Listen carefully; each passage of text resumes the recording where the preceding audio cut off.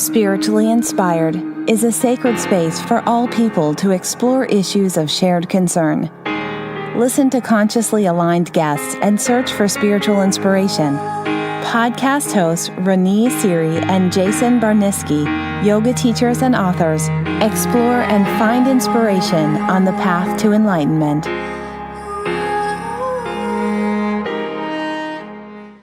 Hi, welcome to our podcast, Spiritually Inspired. This is Rani Siri. And this is Jason Barniski. We're very lucky today to have a very, very special guest with us, Tom Kelly. He was the co-founder of Soul of Yoga, and he was actually a monk in the Self-Realization Fellowship for over 20 years.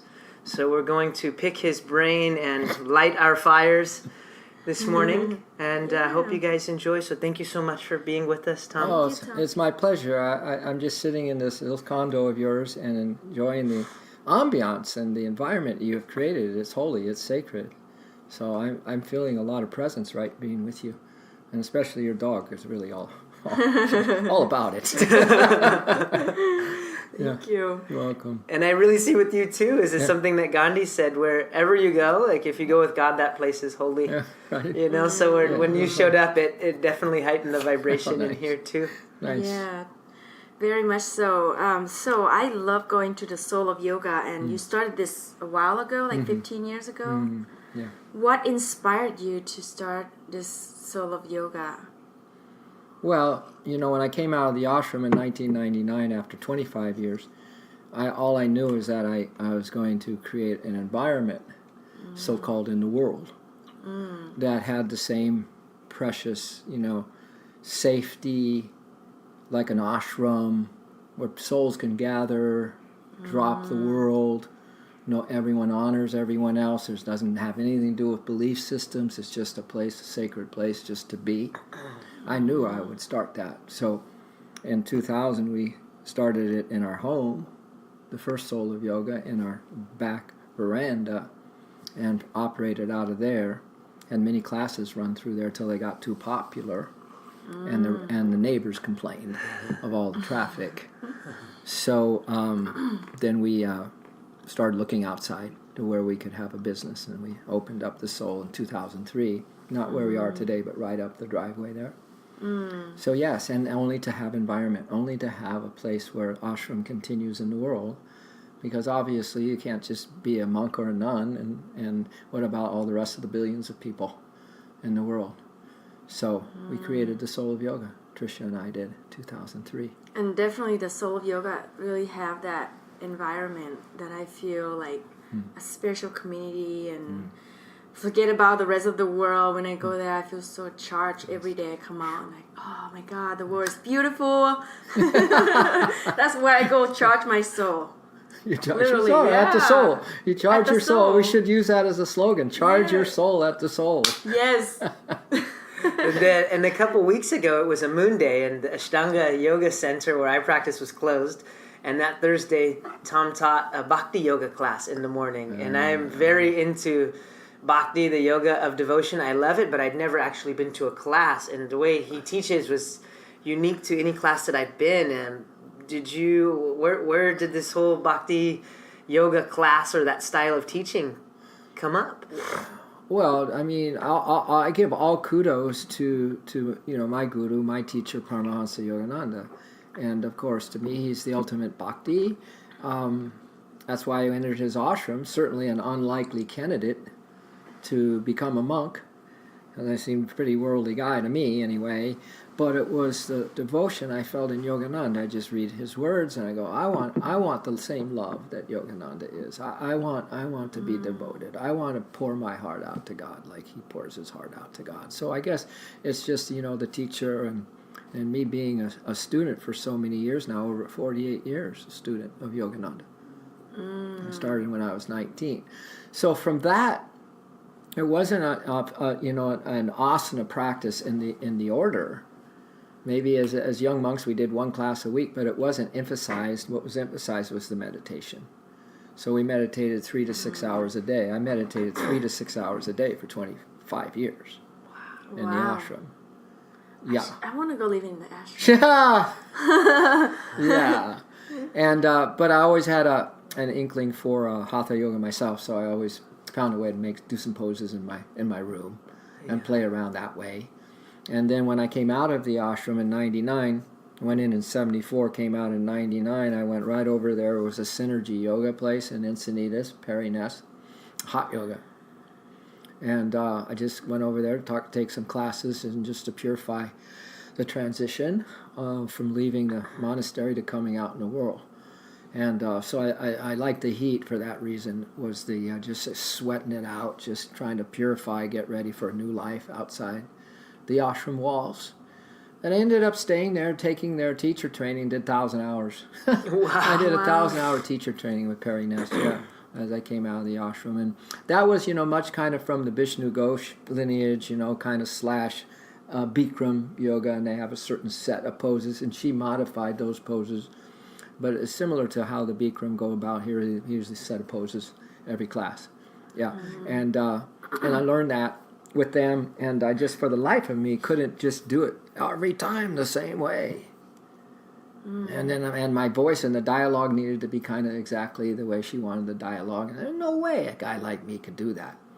So I almost didn't even pass the exam to be a yoga teacher there, because I didn't do it the way she wanted me to do it.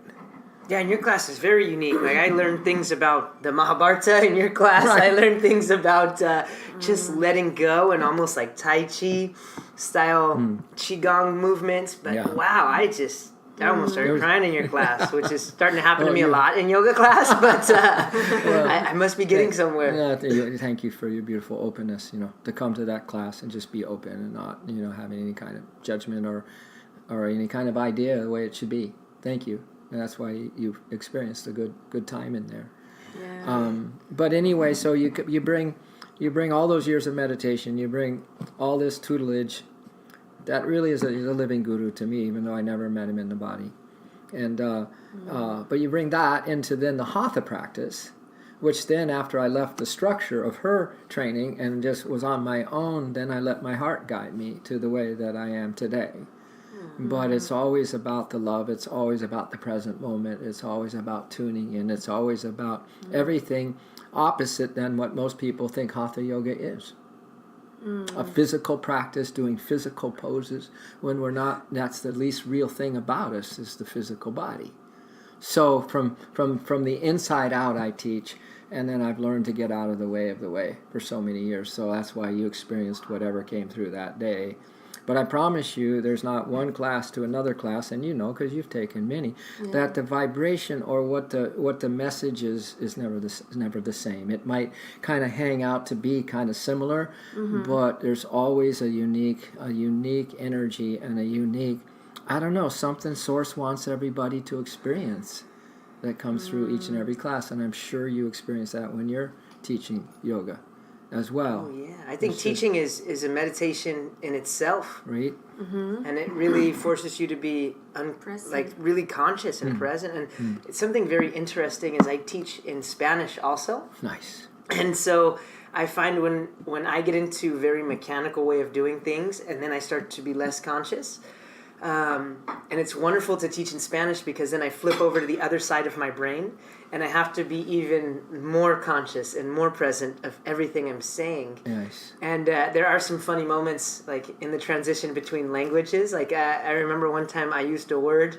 for foot. The word is pie, but I used the word pata, and pata means like your stinking foot, And so I used that word, and somebody sent me a message the next day like, don't use that word, use this word.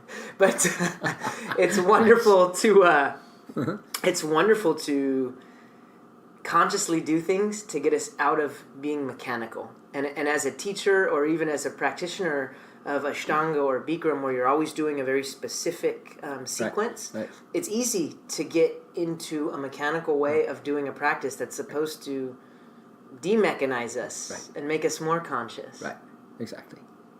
Yeah, so it's great to mix it up. It's great for me to do Kundalini every now and then. It's great for me to go to your class and do Bhakti and do other stuff. Yeah. Each practice gives different experience. Right. Yeah, it works with different energy too. Yeah, right. Yeah. Right. And what makes you come out of the ashram Well, let's back up before that. Maybe, like, what made you go into the ashram? Okay, What sure. was that like?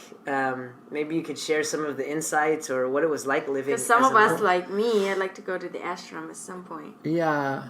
Well, again, I tie it all back to Yogananda. I mean, I didn't first read his book and then learn about him. I was a waiter at the Chart House restaurant back in the good old days when the Chart House was the Chart House. It's changed a lot when just us surfers got together and surfed all day and then served on the tables at night, talked about surfing while we were carrying the food to the tables.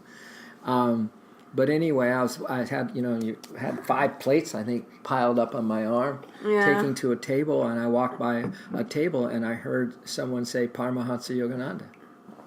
Now, I'd never heard that name before, but I froze. I just froze, and my whole body just went into another state of awareness. I didn't know why. I didn't know why I was frozen. I didn't know anything. I just heard the word. Oh, wow. And so that's the kind of connection that I come into this life knowing that I would be reunited with my guru, and but I didn't know I'd be a monk. But anyway, so it was just that hit, Jason. It was just that hit of the bhakti, of the love, of the devotion that I have for my guru, and I have for love, the devotion I have for love. Because I don't see my guru as a guru. I just see him as love, as love. As just pure channel of love, right? And then when I got the book, and I opened up the book, some people can read the Abhava Yogi pretty quickly. It took me months, if not years, to read through the book, because I couldn't get through it without just having I just like in the restaurant, I was froze. I can't take any more. I mean, I've got, my heart is filled. I don't need to hear anything more. I know this, if I can just hold on to this one thing, this vibration that he's saying right here and now, I'm good to go. So that's what took me into the ashram. That's why I decided to go ashram. But everything else about my human nature was saying, you are crazy, dude. I didn't want to give up the sense pleasures. I didn't want to give up dating women. I thought it'd be great to get married, right? But this bhakti thing just took me in there. It took a while, a waiting list for the new monks to get approved and entered, and I was serving at his Lake Shrine ashram temple In LA. In LA on the Pacific Palisades on the down to Santa Monica to the beach there. There's a lake called the Lake Shrine, beautiful property, and then the monks needed someone to make their meals, so I volunteered to make meals for the monks for about a year and something, cooked, and then next thing I knew, I'd applied to be a monk, and then I was in the doors, 1974, on November 1st. Never forget that day, because of bhakti. On the second day, my mind, my desires, my worldly ambitions, all the stuff that was just waiting in the background, because they didn't go away just because I felt love for God, right? Just pounced on me. And thus the battle began for 25 years. I wanted to run the second day. I really did. I wanted to leave there the second day because I realized, oh my God, what did I do? This is going to be... Then what happened? Well, if it wasn't for this monk named Brother Prema Moy, Prema means love. So Moy is more. So his name, more love. He was from Czechoslovakia, one of the most beautiful men I've ever met. Saved my life. Continues to. He passed on after about 18 years. He was my counselor. And on the day that I was ready to leave, 2 days after I entered, I met him for the first time, and he walked in, saw me. I was in the monk's kitchen, and he looked at me, and I looked at him for the first time. And his first words were, "Why are you thinking of leaving?" And I was like, how does he know that? I haven't even talked to him. I haven't said anything to anybody. Oh. And I go, oh my God, they read minds around here. What did I do, right? Oh, you didn't tell anyone? Nobody. Wow. No, you don't wait a year and a half or 2 years to get into the ashram, and then say the second day, I don't think this is for me. Yeah, what was the reason that you didn't think that you wanted to leave? Like, my ego. Wait, okay, so I'm gonna be a celibate now.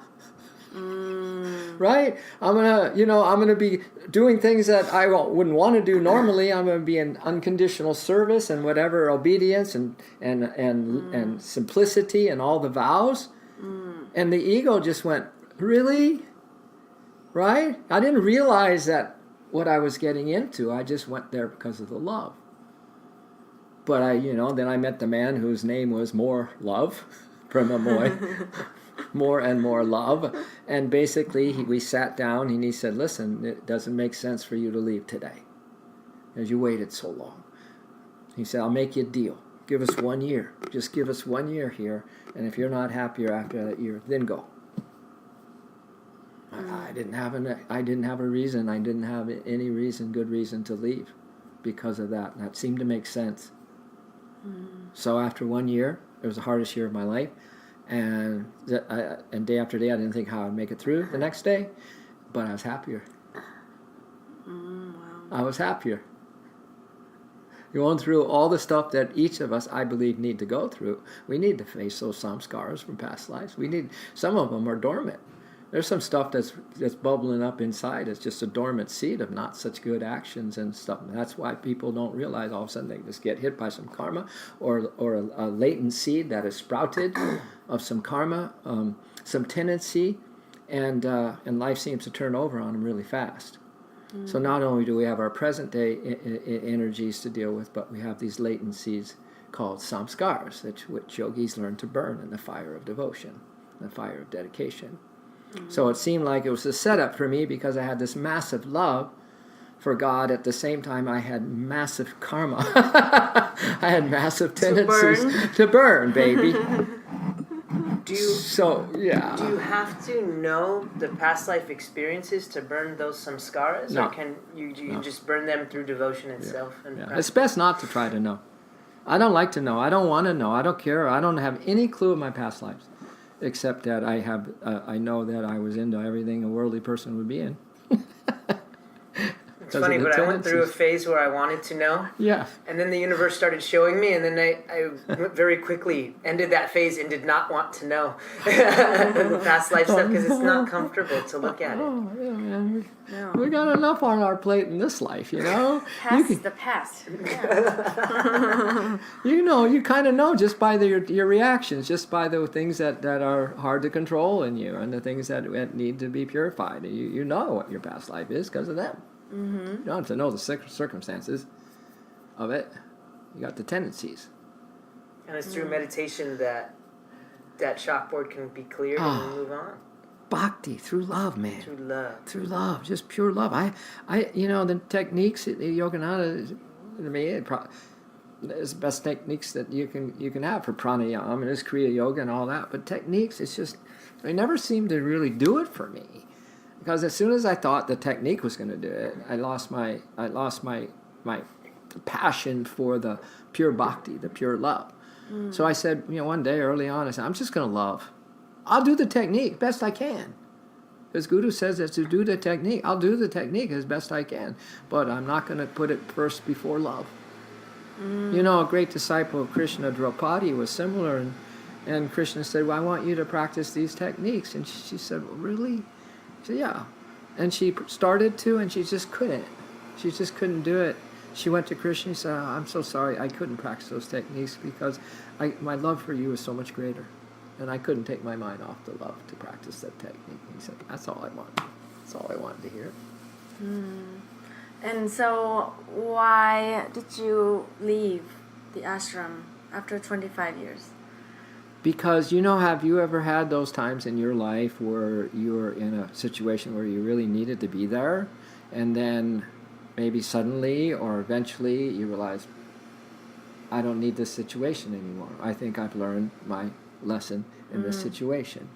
And it just seems, so that's what happened to me. After, you can't be there 25 years and not know that you're a lifer, that you are going to be there for life. It's 25 years is a long time. Yeah. So my intention was always, I'm here. I don't care what I'm going through. I don't care what kind of longings I have for this and that. I'm here for life. And then next life, I always said, next life you can do that. Next life you can do that thing again. But not this one. But when it came time that I had learned what I needed to learn and go through and burn up the whatever, it was so crystal clear. But I spent a month in seclusion before I made the decision to leave. They have a retreat out in Escondido, Hidden Valley. Yeah, I want to go there. Oh, it's gorgeous, man. Yeah, so it's For a a beautiful weekend or a farm. week or Yeah. something, huh? Oh, you would love it. And maybe teach them some yoga too. Yeah, give them a little yoga class, man. They would love that. Yeah. But out there, I was I was contemplating and just meditating and trying to figure out, because you just don't think it's time to leave. You just don't. But I started to have fear around it, and so and then more fear. And then more fear. And I said, okay, well, I got to do something. So I got out a journal and I started writing down the fears as they came up, just to start the process. And darn, man, it was days that all I had was pages of fears. Wow. Of why I shouldn't leave. And the page after page got me more and more depressed. And so when I had exhausted myself couldn't even think of another fear, but I had pages, so I had plenty. I go, okay, now what I'm going to do? I'm just totally depressed. I guess I have to stay because I'm so afraid if I left, of all these things. Would that come true? I guess I'm staying, but I was depressed. Didn't make sense. So woke up one morning and a light bulb went off. All right, go back and read that first fear, and then write the positive opposite of it. I wrote the positive opposite of it, and immediately, that's me. That's me. I feel better. So I literally went through, and took me days to write the opposites to all of those fears pages. I still have that journal, and sometimes I bring it into a training and I tell people, look, you got your fears, you got the stuff, and then, all right, let's list a few. And then I have them do that little exercise in a quick fashion and write the positive opposites of that. But when I'd finished all those and finished all those positive opposites, boom, I'm done. I'm going. Because I'm not going to live here in the ashram with those fears hanging on me, not knowing. Not knowing. That means I'm living in the ashram with all those fears that I won't make it out in I think there were many of them that said, I'm just going to fall back in my old ways if I go out in the world. I'm going to lose this fire and this purity and all this stuff. And I'm going to get slaughtered by the world. And then my opposite was, no, I'm going to be a deeper, more dedicated soul than ever in the world. And when I did all that, that's where the soul of yoga was born. Because on one of the opposites, when I wrote the positive, I'm going to form a community, it's going to be a yoga place, and it's right? Yeah, I'm glad you did that, because we have a soul of yoga today, and it's a great place. It's a beautiful community. I don't think Ronnie would be so devoted to yoga if it wasn't for that. Yeah. But the moral of this story is not one of those fears came true out here. Face your fears, dear. Face your fears, write the opposite, and get busy and do that. Because you'll never know if you don't address each fear as it comes up.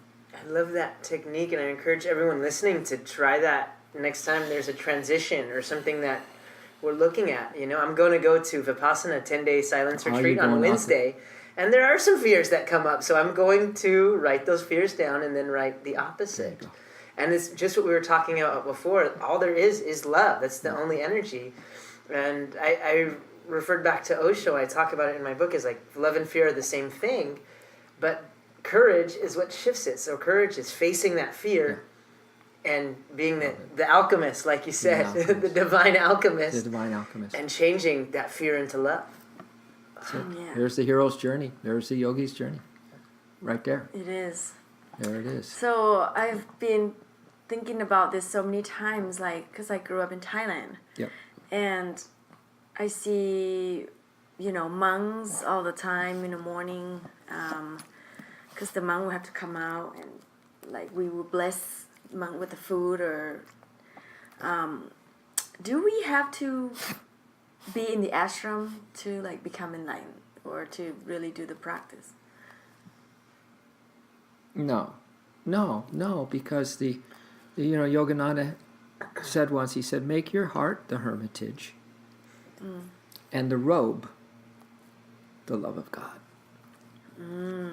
Here's where we have our temple. Here's where we have our ashram, inside the heart, right? And then if you need a robe for some outer identity that says, I'm a nun, I'm a monk, whatever, to give you the reminder that you are this recluse, this sannyasi or something, but make the love the robe. Love is the robe and the heart is the ashram. That's what he said. That's what he said. So no, right here, right now. So you can be living in a household and still Of course. pursuing God love. Householders are very honored in India by the yogis because it's the householders who make it all possible. Right, for their way of life anyway, Yeah, right? and Yogananda is an excellent example to kind of answer that question because Yogananda wanted to go into the cave. You know, when he got the message that he should go to America, Right, he wanted to just bail. bail. He didn't want to do it. But like Yogananda and like what Tom did, by coming out and giving that love to the world, that the world, I think we can be such greater levels of service to the world by sharing that love with everyone. And like me, I had fear that I wouldn't make it in the world. Because the world and my old desires and all that were strong, like we all have. We have pulls. We have outward pulls. We have addictions. We have attachments. And I know one thing for me, the reason why not to be married in this life was in the cards for me is because I am so overly attached. I mean, it wouldn't be that I'd be a bad father. I'd be like this over-possessive father that's worried about their kids the whole time. Right? Because I just overly... That's how I feel. Like I have this little dog, and I'm like, No, I know. I'm worried about my dog. I know. So I needed to go the other way, balance myself out. Yeah. Right. Yeah. But yeah, no. This is where we are right now. Yeah. Oh my God, this is it. And I do believe, because I've had both now. I've had the ashram experience and I have the worldly experience. I think the ultimate experience is that each of us have our own connecting way to tap into source, our own individual, sweet, not like anyone else's love affair with the divine, so to speak, right where we are today. Housewife, married, single, corporate person, yogi, yogini, it doesn't matter. God doesn't care about where you're in the ashram or you're not. God's spirit is watching the heart, right? And I believe that in where the delusion is the strongest, when we can anchor in and prove to ourselves that our love for truth is stronger than the delusion. Now that is something you may not get being in an ashram where you are protected and supported and isolated without facing the daily things that this world is throwing at you. So I am so grateful. I am so grateful that I had the experience in the ashram, but I am really super beyond grateful that I'm in the world right now. Because there would be no other way that I could prove to myself that my dedication to Source is stronger than the pulls of this world. Unless I was in the world. With everything accessible to me. And still Very keeping inspiring. truth first. Is it a greater challenge here than in the ashram? Oh, to stay, right? yeah. Oh, yeah. This is why, my bhakti classes and all my workshops and trainings, it's like, we need spiritual boot camp. If we're going to survive out in the world where it's just endless distractions and endless pulls, we need the yoga training, much like the Jedi need training and all that like crazy. Because that's the only way that I'm on my A game out here is because I'm in personally that training. I mean, I have the ashram life more now than I did in the ashram. Wow. Why? Just because you have more to deal with and it's more to process? No, because I realize that that I've got to create this unbreakable bond between my soul and spirit. to be and rise and grow spiritually, to plug up all my energy leaks. And this is my saying I've been using lately, because that's what love is, right? Love is like, man, I'll do anything for true love. I'll do anything. I'll change anything and everything about myself for true love. Now people, let's see if you can prove that to yourself. Who's first, the giver or the gifts? I mean, there's just so easy to have a foot in one boat and another. That, okay, I got the spiritual side, and then I still have my human side. And my human side, this is what I do in my human side. And I'm not quite ready to give that up yet. So you go back and forth, right? Yeah. But there's going to become a day, like it has for me, where you have to decide, man. Because you can't live in two worlds. You can't serve Source and serve the desires of this world at the same time. So does it call the 3 dimension and 5th dimension, the 5D and the 3D? I heard you said something about HD the other day. Well, yeah, I've been, playing with that idea that we're in a 3D HD, and I call the HD heavy delusion. And it is impossible in a 3D HD if we're going to play with the 3D HD to have the vibration that's going to lift your consciousness where it's all satisfying and you find that inner contentment and that connecting point to be letting the wave flow through you, that type of thing, as long as we have anything to do with the 3D. If we can lift up to the 5D as the starters, now we have a chance to be in this world, but not of it. And people go, well, but does that mean the head gets in the way? And people go, I got to give up this. You don't have to give up anything. You just get to 5D. Have the experience in 5D, and automatically you're going to realize, well, if I go down to 3D, I'm going to have the effects of 3D. I'm going to have the 3D suffering. I'm going to have the 3D uncertainty. I'm going to have the 3D, fluctuatingness and the restlessness of 3D. If I stay up at 5D, I'm more sustainable.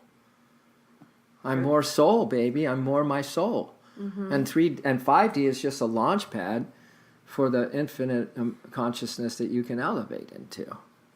It's been my experience that the more I allow myself to experience that heaven on earth, then my values dramatically shift. Yeah. I had much more value. Before, I used to value a fancy sports car. Now I value my daily spiritual practice. Yeah. Much more. Much more. See, yeah. You've at least given yourself the sense of comparison. You've tasted something sweeter. See, that's the key, man. We just got to taste something sweeter, better. We'll never give up the lesser for the greater until we experience some of the greater. So don't worry about your lesser, right? That's how stuff's going to be in the realm that you're vibing at. Just go after the greater more. Just put more energy into all those things that really do keep your consciousness high. And so my favorite saying lately is stay high, don't let yourself down.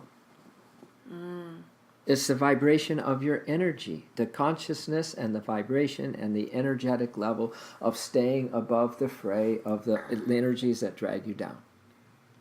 And if you can stay in that and sustain and maintain that and more, you'll see that you're going to get sucked up into the divine light.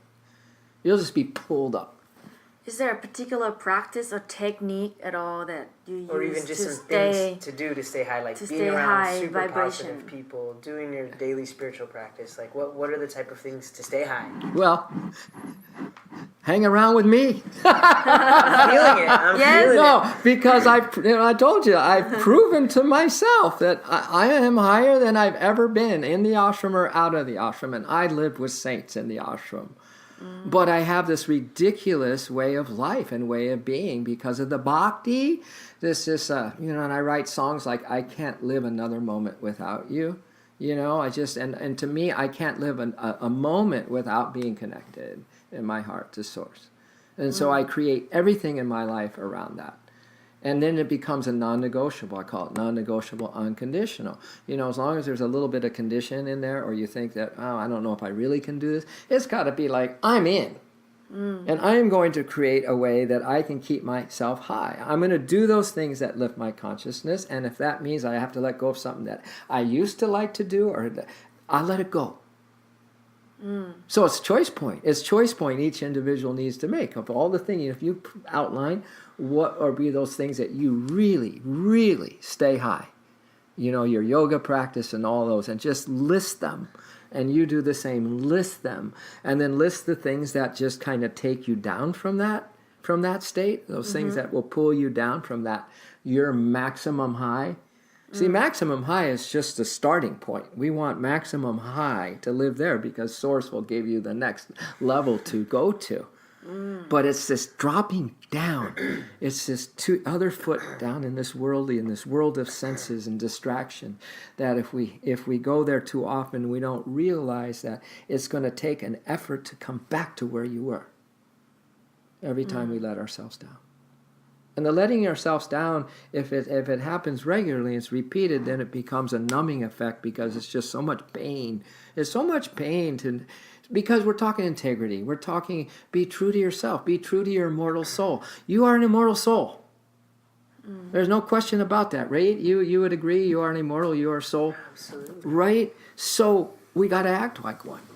We got to prove that to ourselves. And every time we drop down and to forget that, even forgetting how urgent this moment is right now. Even forgetting that this day is just not a day. This is the day that we need to rock. We need to lift. We need to rise. We need to love like we've never loved before. Or forgive. But to forget the urgency of each moment in this 3D HD, now that's a way of letting ourselves down. Yeah. Totally. So those days of like stress and when you drop down to 3D HD and times is hard, like people would worry about money or That's all trap. kinds of That's the issues. trap. Yeah, that's a trap. That's the trap. So Ronnie and Jason, you are these lighthouses. You are these love savers. You are that energy that people need to hover around as well. But I have this idea, if we all hovered more together and became a bigger magnet and just let people know that this is, like we create something above our particular styles. But this bigger overarching consciousness, bhakti, just love, whatever it is, then we create a bigger magnet. Now we can support people so that they understand. We have the actual things that we're doing here where you can come and lift and sustain. Use technology to help people every day. Right now I've discovered the joy of my life, and that is that I am working one-on-one with people. And it's really crystal clear because every day we have a 15-minute session, and we take life where they're at, but we apply these 8 attunements of the heart that I this is really 8 steps of yoga, but I made them all bhakti, that will help reinforce them to lift their consciousness up, deal with the situation, whatever that means, and end it right there. Take care of shop daily. 15 minutes with you every day, I would definitely be super high. That's what I'm saying. I get it. And I offer those services now. Oh. And just where I am at, because I know I stay high. I know how long it's taken me, not to mention how many lifetimes before this lifetime. And the dedication that I put into this life. Still nothing compared to this giant quest that we are on. But I know for myself that staying high and not letting yourself down, that's it. That's the goal for all of us. And I think once you've tasted that sweetness, why would you want anything else? Oh! And just throw it all away. Yeah, but still, then that, the higher you go spiritually, the more humble you get, and you realize, oh my God, I need you, God, more than ever now, because I'm feeling you, I'm loving you, but also at the same time, I know the dark side is just all over me too, wanting me to pull me down. So you get humbler, and you get more on fire. Isn't it interesting? You think the longer you go, the better you feel. See, that's the big trap too. People say, I feel pretty good now. I can do this. No! No! You cannot do it. We cannot do it. It's a trap. The higher we go, the humbler we become. Until you're just throwing yourself, you just live. There's a sacred fire around us right now, and you live in that sacred fire. You burn your thoughts before you even think them. You burn your desires before they have a chance to even start to tempt you. Burn. You live in a sacred fire. Of spirit, of joy, of happiness.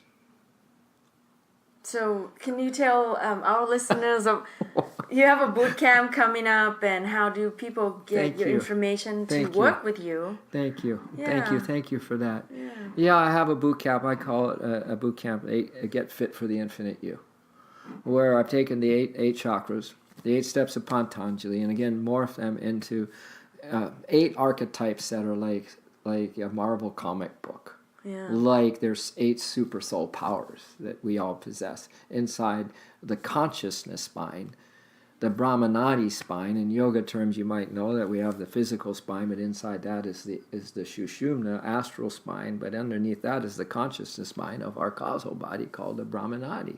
And in that Brahmanadi spine, that's pure consciousness. It's not a physical thing at all. So you can't even think of it as inside anything, but it is the deepest part of you from your soul. That's the closest you are as a causal body, because you have to be embodied. That's the closest thing to your soul. But anyway, there's these, your chakras hold this divine consciousness. And in there, then I have created archetypes for each one of those chakras, in tune with what the Bhagavad Gita says is the real causal consciousness in there. So I do, people don't realize that I've lived Bhagavad Gita. I've studied Bhagavad Gita, and I studied Yogananda's teaching. I just don't take the scientific approach that much, but I have it. But anyway, so we have 7 archetypes in the 7 chakras, and then the final one, which is just samadhi bliss, Satchidananda. And we work on developing a new attunement to our causal body consciousness and our soul powers in each one of the chakras through attuning to an archetype. An archetype, because everyone likes archetypes, right? Archetypes that are your soul powers, that make you a soul hero and one who can stay high and not let herself down. And it's really another way to say we're going to be awakening our chakras. We're going to start loving the divinity in our chakras. And I can, really quickly at the first archetype is the soul rebel, sorcerer at your root chakra. The rebel that just decides that my soul and spirit need to reunite in this life, that freedom and oneness with spirit again is my goal. And here I am embodied again, and I'm at my root chakra where all this stuff is going on. It's where people have the issues, but I got to build a sacred fire. And practice this remembrance game that spirit and I are one, spirit and I are one. I'm going to build a sacred fire. I'm going to throw everything, my human longings, into that sacred fire. So you have the soul rebel, sorcerer, and sorceress that is conjuring up this fire of Tirva Samvega, which Patanjali says is the greatest quality that any yogi could ever possess. Patanjali says that. And Tirva Samvega is this extreme dispassion for what the world is tempting you to do, and this awesome passion for freedom in spirit, devotion, undeviating devotion to spirit. So you got that fire going there. Your sacrum is the womb, the cosmic mother, and then we become what I call the cosmic mother bear. Divine mother, cosmic bear. She's not going to let anything happen to her little soul cub baby. Her soul baby cub, she is not. We become divine mother archetype at our 2nd chakra, the cosmic compassion, the cosmic love, the cosmic forgiveness. And don't mess with the mother bear if the world wants to come and take her little soul cub away. And we just surrender into her arms of love. Ishvara Pradhana, which is a niyama. So you got the cosmic mother bear. At the 3rd, you got your fire center, the Dantian, the power center, the will center, and we have, I call the Krishna love blaster, meaning that you have the sun of love just and you're in the battle of daily life on the chariot, right? And Arjuna, you got your hands on the reins of your 5 senses, and Krishna's guiding you and is giving you the wisdom, the buddhi mind, but it's also the love blasting. And you take care of shop during the day. As a love blaster, you just don't think through it, you don't reason, you don't talk through something, you love it, whether you want to love or not. This 3rd attunement is about willing to love no matter what until you activate the love that is the love force in your 3rd chakra. So that's the Krishna love blaster. You take care of something. You got a problem? Love it. Send the love there. Don't deal with the problem-solving mentality. You got to love it out of existence, all right? The 4th chakra, what we have is called beloved. You have spirit heart, and one spirit heart in all of our hearts lives in the center of your heart. I mean, really, it's like Hanuman says, you think I'm a fake man? Hanuman. Hanuman. There's Ram. There it is. There's Ram. You think I'm a fake? Just, you can, I love that, because you just open your heart right now and say, what is my heart's desire? What do I want right now? Yeah, Hanuman just go, Ram, Ram, Ram, Ram, Ram. That's all I want. That's all I care. There's no other reality. Ram, Ram, Ram, Ram, Ram. So this is that kind of idea at your heart. And it's a breath, because you have the pranayam. In the Gita, the most powerful feared of the Pandava brothers, the soul qualities, is Bhima. The Pandava brother Bhima, which is pranayam. How is pranayam more powerful than Arjuna? Because the power of the pranayam, a breath that is taken or received through the intention of being with the Ram, the beloved inside your heart, is the most powerful force we have. The pranayam breathing. Whatever that breathing, the diaphragm breathing, the kriya breathing, whatever breathing, or a moment that you just stop and say, the center of my universe is Ram inside my heart, and I'm going to breathe a breath of love right now, and my everything is going to go into my heart of love, and that's my center. This is the center of me. So that's the heart chakra. So we call that breath of a beloved, okay? Let me quickly just end up at your cervical center. You have the ether center, which is the Yudhishthira of the Pandava brothers in the Gita. You have interiorization, pratyahara, in the 8 steps of Patanjali Yogi. But that is going into the inner worlds. This is the intuitive imagination. This is the ability to overthrow a sense passion in your 5th chakra. It is the deep intuitive state of stillness. There's 4 things to remember here, and that is mushin, no mind, no thoughts, flatline the mind, no motion, perfect stillness, no movement in the body when you sit to meditate, perfect stillness of this universe, no motion, meaning no motion of an emotion, that you're not buying into any emotion, and finally there is no desire for anything of this world. That is the inner state of what I call the master mushin. That's our archetype. And he kind of looks like Lao Tzu. Kind of looks like me, kind of like a longer one of these goatees, right? Bald head, just flat line, just imperturbable mind, samurai mind. Meaning that today, spend some time flatlining. Spend some time, no mind, no motion, no emotion, no desire. Check it out. Give it a go. Even for 1 minute. Just be still and know that you are God.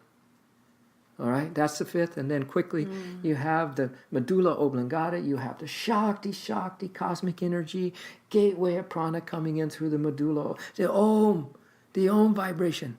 And I call this archetype the Om, joy activator, sadness terminator. This is our stay high. Don't let yourself down. And one with this medulla is the spiritual eye, ajna center, one and the same. And let there be light. Always turns every situation into light, good, bad, or ugly. So you have the light of the world here, and you have the cosmic energy Shakti right here. Radiant health, fountain of youth.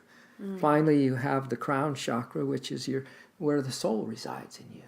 1,000-petal lotus in your astral spine, but more importantly, you have cosmic consciousness right here at the crown of your head. So you and Creator are one. Creator, you are Creator, we are creating. Our thoughts create, but here we create with Creator. Just the divine plan, which is what? Liberating all beings from the planet, liberating ourselves. Going back into that oneness as soon as possible, and our 8th attunement is the oneness bliss, the Satori, the Nirvana, in the unmanifested state with oneness with the infinite spirit bliss. So that roughly, just to describe those archetypes, is to get fit for the infinite you, which that seems like words, I know, but when you go through the boot camp training with me, we just find a magical way to discover that really as fast as possible and lift our vibration really, really high. So I have that, and then my soul coaching services is just give me a week of your time, and we will probably have the week of our lives, so that it's a 30-minute session to help you, reinforce you in these steps, and then 15 minutes the other 6 days of the week. And I just want to see what it would be like for everyone to experience that once a day there's something that you take care of, and you take care of it for good. and it no longer is bothering you. There's going to be a lot of stuff that comes up. But right now, we might go days without taking care of that. We take care of it now. You give it a week, and if you like it, then we can take it from there. And how do people find your information with the boot camp and also Perfect. counseling? There are different ways. You can contact me, tom@soulofyoga.com. You can contact loveforcerevolution@gmail.com or getfitfortheinfiniteyou.com. Oh, wow. So there's 3 websites that kind of house all this stuff. Yeah, and we'll have the links Awesome. on the bottom of Yeah. this podcast too for all those sites. I wanted to ask a question. I don't need the answer anymore. I already know, but I was going to ask what a modern yogi looks like or shows up like, and I think I found out already over the course of this podcast. So thank you. Well, you're looking in a mirror, brother, because I'm looking at one too, and I'm looking at a yogini right here. Thank you. No, I Thank feel you you. guys. I feel you, and I have just high class problem after high class problem. I feel our potential right now. I know that if we hung out together right now, and we really just locked onto the truth of ourselves, the power that we can generate. And so for me, I'm just always trying to bring people together above their thing that they do. Can we all come together for an overarching experience where we share our light, we love each other, but it doesn't have a form, a name, and this is now I'm going to run off and do that. We still will, because we have our particular missions. But what if we all collected our power together and united it? And we all are connected. It's just a matter of recognizing that connection. Yes, because the delusion is going to make sure that you don't have that connection. Yeah. And it has to be a showing up now. We have to show up in the physical bodies to prove to ourselves that we are connected. We have to prove, this is what I love about why I'm just so over the moon with connecting with people. We have to prove that we are unconditional friends to each other. We have to be a soul friend to each other. That means the highest and the best to each other. And that's just not one-time meeting. It's just like, let's prove it. We have these bodies that can be purified to house the infinite consciousness, can be expressions of the light and the love of the cosmic mother, the heavenly father, the Arjunas, the great master that you are on the inside. But now we need to share that with each other so that we prove once and for all that you are divinity, I am divinity, I see it in you, I see it in you, you see it in me. Let's prove it. Science is science, right? We're divine scientists with all this. I love it. I want to ask, our ultimate, wow, heavy. But I want to ask the ultimate question is, when times get tough, what do you do to stay inspired? Is there one thing you can give us, one trick for our listeners to stay inspired through the tough times? Well, I told you about the cosmic mother bear. It's Divine Mother. I run into her arms and I never come out. You don't realize that, when we hear about truth doesn't fluctuate. So when we say when we're going through tough times, well, if we want to stay in truth, we're not going through tough times because you're staying anchored, surrendered to the truth of you, untouched by this world. So I run into the arms of Divine Mother and I don't let go. She has me in her bear hug. I never leave her hug. All right? Ishvara Pranadana, devotion and surrender. And the reason I learned that is because in the ashram for 25 years, when I literally wanted to run many, many times, not just that second or third day, many times, countless times I wanted to run. And I didn't know how I could get through another day dealing with my stuff, so to speak. I found out a way. To answer your question, I run into the arms of Divine Mother and cry my heart out and say, Mother, I can't do this. I need you. I love you. Hold me. There's our refuge. Seek refuge in your soul. And don't come out. And there is a way to live as these multidimensional beings in this world, but not of it and untouched by it. Stay high. Don't let yourself down. So stay high. Stay in the hug. Stay in the the highest love. vibration. Yeah. Kids, you're going to find that your friends are going to sort out. if you seek to ascend. They'll sort out themselves. Because not many are willing to ascend. But that isn't a reason for you not to go full blast, to accelerate your ascension into your divine nature and huddle around with people of like mind, like soul. Wow. Well, thank you so much. That was really resourceful and really thank you for sharing the wisdom and You're welcome. That's what's called Shaktipat. When Right. there's a divine Yeah. transmission from Right. a master, yeah. and there's this energetic transaction that goes on. Right. And we all just got it. Thank you. We just got Thank lifted to a higher vibration right now. Thank you. Thank you for allowing me to be part of this. Yeah, we'll have to do it again in the future. Yeah, Yeah, let's do it again. definitely. If you enjoy the podcast, please subscribe to stay updated on new episodes. And remember to like or comment in the section below. Thank you for tuning in and let's stay inspired together.